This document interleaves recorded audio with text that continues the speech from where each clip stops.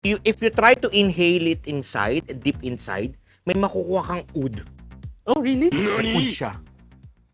Ooh.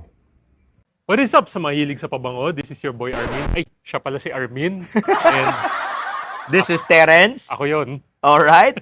And this is all the Terence. And this is Amoy.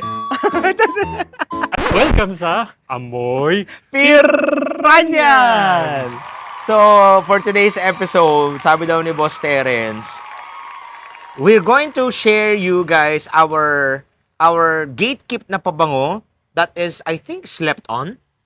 Walang masyadong nagkukwento Hindi about masyado sa itong pinansin, pabango. eh, Oo, no? kasi parang hindi masyado nakaka-appreciate lahat ng tao. But we're here for you to tell you what's all about this perfume. Okay. What's the name of this perfume? This is Parfums de Marly Costly. Wow, Okay. grabe yung pronunciation. Costly. French style.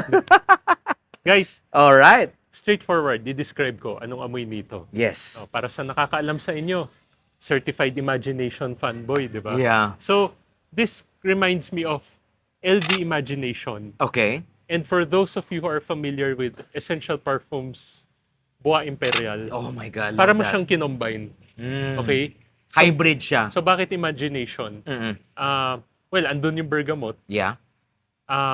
Andun yung parang may konting ginger. Mm-mm.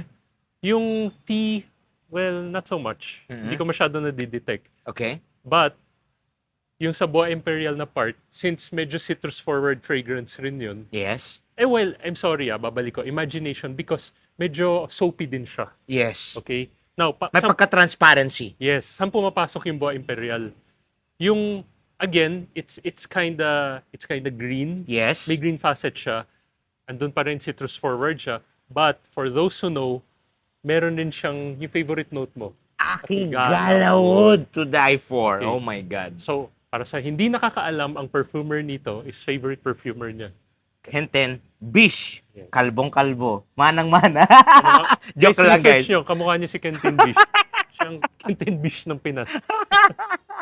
Anyway, ang Grabe to, itong Gusto mo pabango ba na amuyin to? Yes, Gusto- please. okay. Yes, please. Sige, spray natin dito. Okay, grabe to.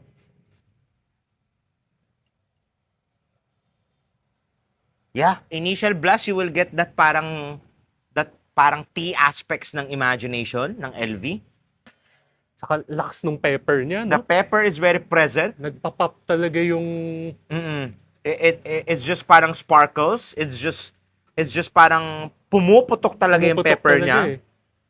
Parang pepper, pero I think it's also because of the Akigala wood. Yes. Kaya parang nagpupush yung...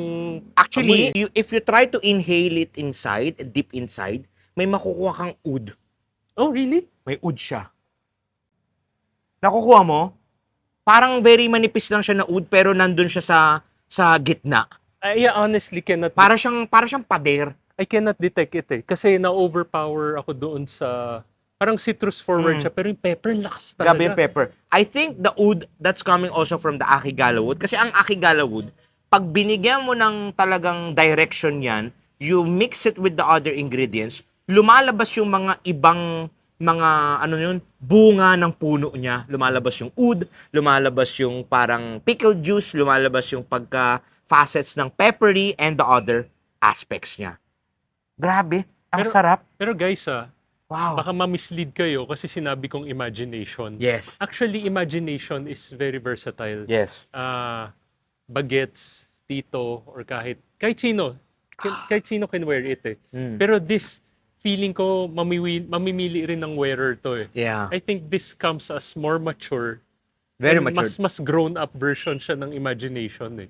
Very clean. Very clean, but Sobrang neat. but very powerful eh. Hindi powerful na Parang nakakasulasok or nananapak hindi Oo. eh. Pero talagang parang your presence will be felt. Yeah. Parang you will project power. In a low-key way.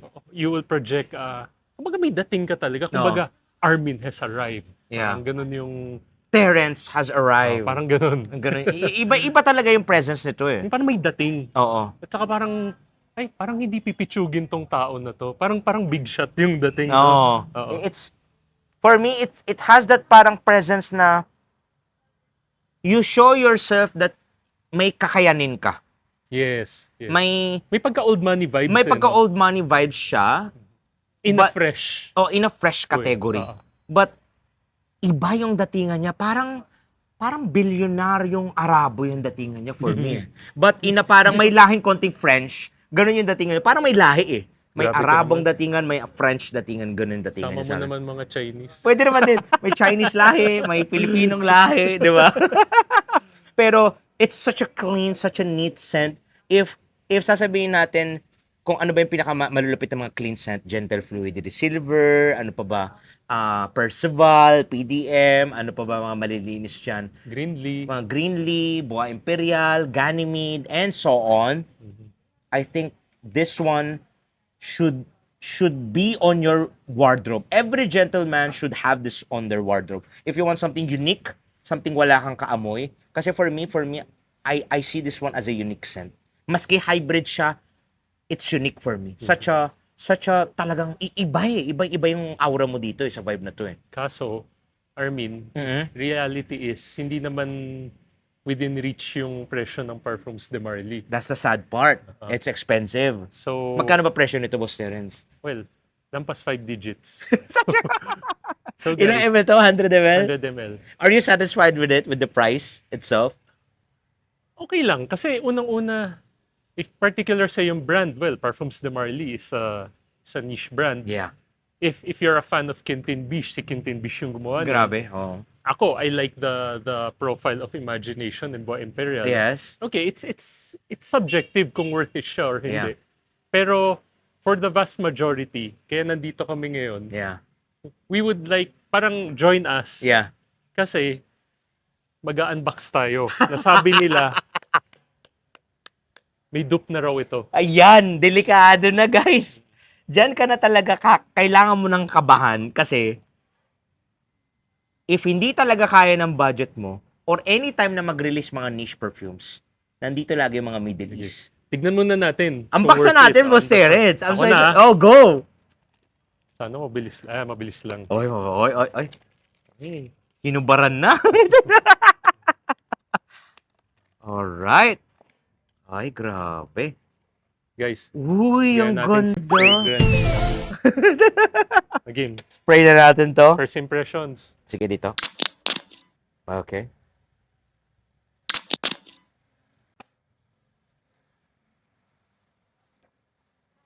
Medyo Alcohol pa. alcohol pa. Magkaamoy. Andun siya. Nandun siya, pero start initial may pagka-medicinal vibe siya, Boss Terence. Nakukuha mo yung parang hospital vibes sa umpisa. May pagka. May May pagka pagka- parang clinical way. Yes. Very Parang clean. disinfectant. Ayun, oo. Very transparent, very the picture that you will picture yourself sa initial blast, it's like yung mga silver na lagayan sa hospital, yung parang nasa surgery ka. Tapos white sheets. Pero Armin, tingnan mo sa dry down, parang lumalapit siya eh.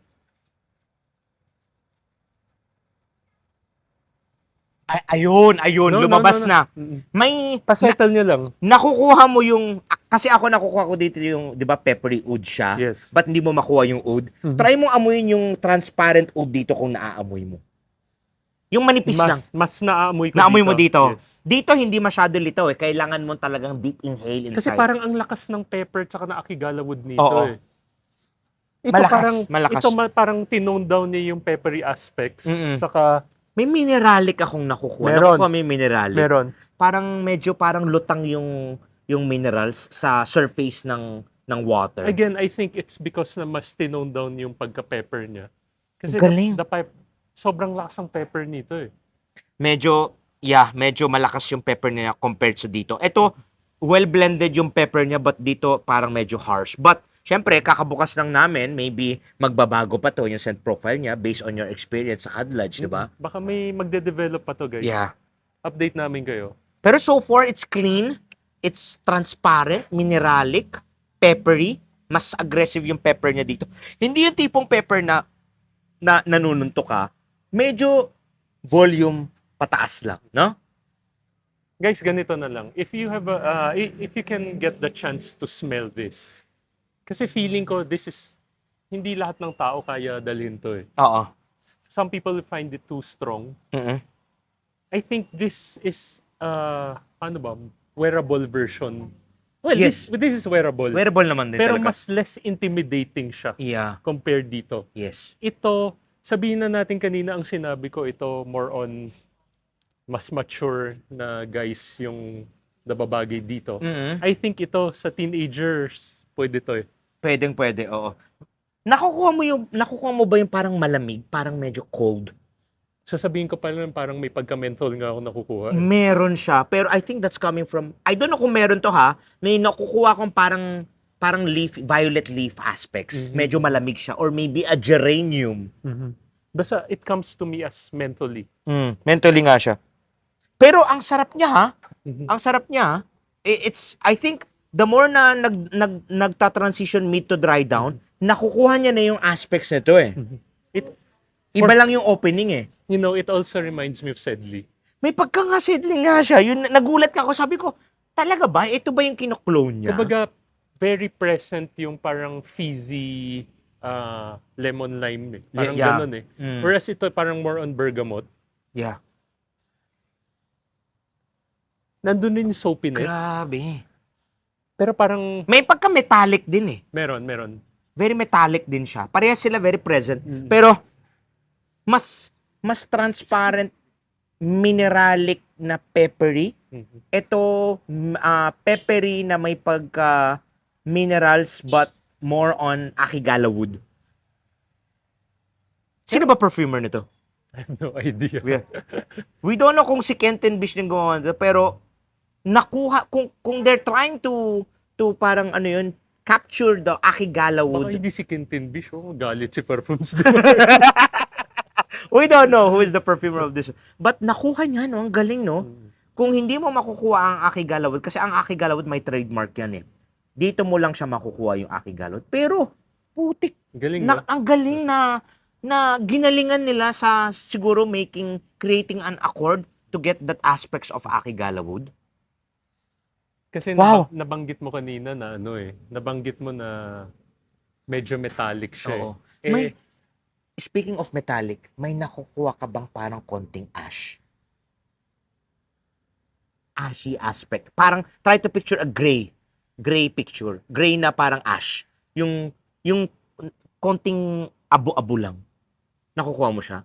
Hindi ko siya napipick Ay, hindi mo up, siya Armin. napipick up? May ash akong naaamoy eh. Para siyang medyo gunpowder-ish. Kasi sa Na akin, meron din dito konti. ito, speculations ko lang. Oo. Siguro in an attempt to mimic the facets of Akigala wood. Di ba nabanggit mo kanina na medyo metallic siya? Oo. Eh di ba, normally ang pickle juice parang metallic din. Metallic din siya, yeah. Tapos naglagay sila ng konting paminta. So parang yun yung parang Yun yung take nila na may Akigala wood. Ang galing. Pero not bad ah. So, for me, Not I bad. think this is a good full bottle worthy for me. I highly suggest you sample it first. Para na siyang very very artistic na siya for me. Ganito, kung wari lang same ang price nitong dalawa. Okay. Ito hindi blind buy safe.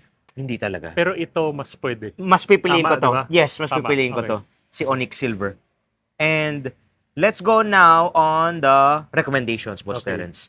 Which one would you recommend to our audience? Ito or you will recommend again, both sides? Ito kasi medyo, it's a hard proposition kasi nga Oo. may kamahalan siya. Yes. But again, if I'm going to judge it based sa amoy lang, assuming na magkapantay sila, Yes. for the masses, I think this will be more appealing. This will be more wearable. Oo. And this will come as less polarizing and less intimidating. Okay. So, is it blind buy safe?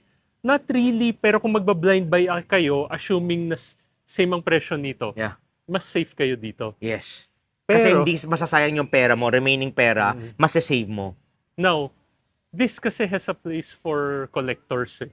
Yeah. Unang-una, Parfums de Marly is Parfums de Marly. Yes. Number 2, Kentin Bish is Kentin Bish eh. Yeah. Number 3, Neroli, Ginger, and Citrus my favorite notes, lahat nandito eh. Yeah. So para sa akin, worth it siya. Worth it. Oo, but I cannot answer for the rest. Yeah. Pero definitely, I wouldn't say na worth it siya. Oh, okay. Kasi it's very subjective eh. Oo.